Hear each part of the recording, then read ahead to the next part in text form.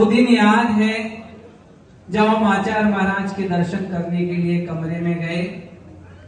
हम अकेले बैठ करके आचार्य जी का मनोभाव समझ रहे थे, उन्हें कुछ कहना है।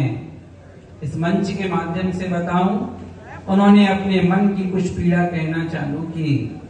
मुझे कुछ पत्र दिए और कहा कि जाओ वकील महाराज जी को देकर के आ जाओ। वकील महाराज बोले तो मुनि चंदा प्रभु सागर जी महाराज, और किसी को नहीं देना। जब हम महाराज के पास गए, उस पत्र में क्या लिखा, जब आचार्य महाराज ने आचार्य महाराज के ने तो पढ़ा ही था, और जैसे ही वकील महाराज ने चंदा प्रभु सागर महाराज ने पढ़ा, महाराज इतने तकलीफ में आ गए। हमसे बोले ये पत्र समय सागर जी महाराज को देकर के आ जाओ। मैंने कहा गुरुजी ने तो हमें आप तक देने के लिए बोला है। बोले मैं देखता हूँ। 5 मिनट बाद वो उठे।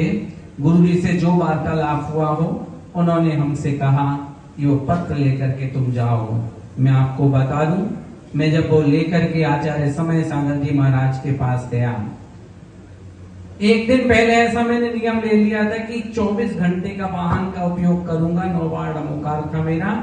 मैं बीना उतरा और बीना से मैं खुरई में थे महाराज जी, उनके पास पत्र लेकर के गया। आहार के पश्चात मैंने महाराज जी को पत्र दिए। महाराज ने बोला इसमें क्या है? हमने कहा हमें नहीं मालूम, संघ से आपके पास में आए हैं। महाराज जी ने पूरे संघ को बिठा लिया। वार्तालाप चालू हो गया। क्या वार्तालाप हो रहा था ये तो मेरे को नहीं मालूम। वार्तालाप करने के पश्चात इतनी वार्ता बढ़ गई, 12 से क्रॉस हो गया समय। मैंने मन में सोचा मेरे वाहन का त्याग है, अब मैं क्या करूं? बीच में बोल दूं, उठ के चला जाऊं, लेकिन कहा अच्छा नहीं। 12:25 तक वो वार्तालाप होती रही। मैं पत्र लेकर जाऊंगे तो उन्होंने मैंने पत्र वापस दे दिए। मैं खड़ा हुआ। अब मैंने सोचा मैं क्या करूं, मैं आपको बता दूं। मैं वहां से पैदल तुरंत 6 घंटे की यात्रा करते हुए पांव बीना नगर में गया, और बीना में जाकर के मैंने सोचा इन पत्रों को कहीं सुरक्षित रख दूं।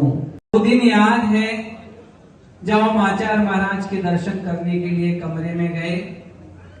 हम अकेले बैठ करके आचार्य जी का मनोभाव समझ रहे थे, उन्हें कुछ कहना है। इस मंच के माध्यम से बताऊं, उन्होंने अपने मन की कुछ पीड़ा कहना चालू की। मुझे कुछ पत्र दिए और कहा कि जाओ वकील